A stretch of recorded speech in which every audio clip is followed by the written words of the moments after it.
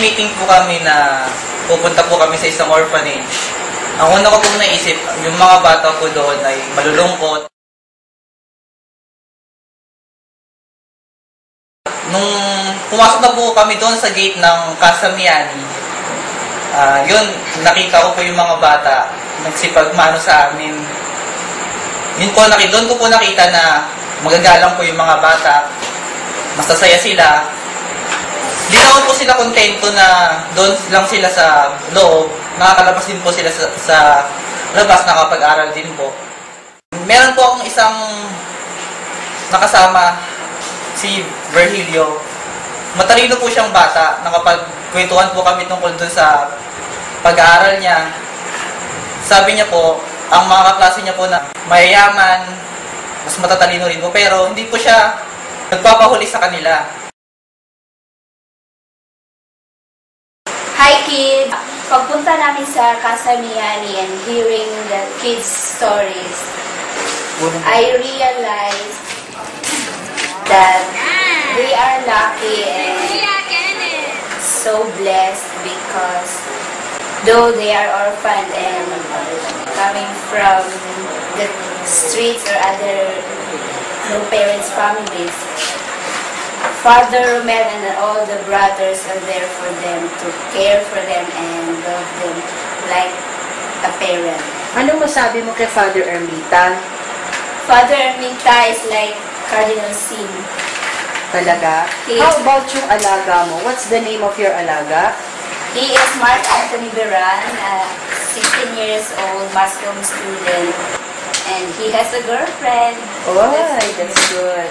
Karayong hapon sa inyong tanan, or may gabi, kanang akong istorya karon, katong experience lang mo nga sa bahay ang first time ko ni ato dito, nakita na ko nga katano na yung mga bata dito, o naipari, o bali pa mga brother na tayo nila, tapos masaya kami kasi pumunta kami doon, naghatag ng mga regalo, o nakita na mo nga ang mga bata, mag-paintis na sila, maghataga naman sila o mga binabang.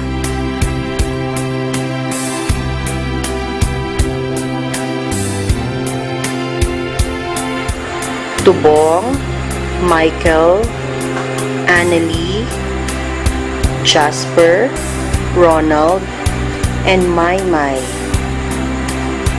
who had the courage to share with us their experience.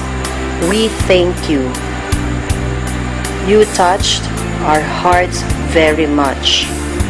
Mabuhay po kayo. And to all the children of Casa Miani, Alvin, you touch the heart of Martin very much. To Virgilio, and to the rest of the group, most especially to Father Ermita and all the brothers, we thank you so much.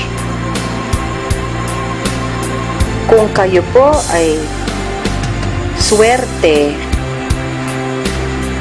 sa kamay ni Father at mga brothers, we are also grateful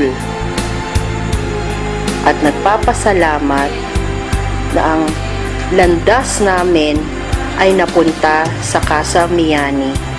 Ito po ay nagpapatunay, mahirap man o mayaman, basta may puso, tayo po ay iisa lamang sa mata ng Diyos.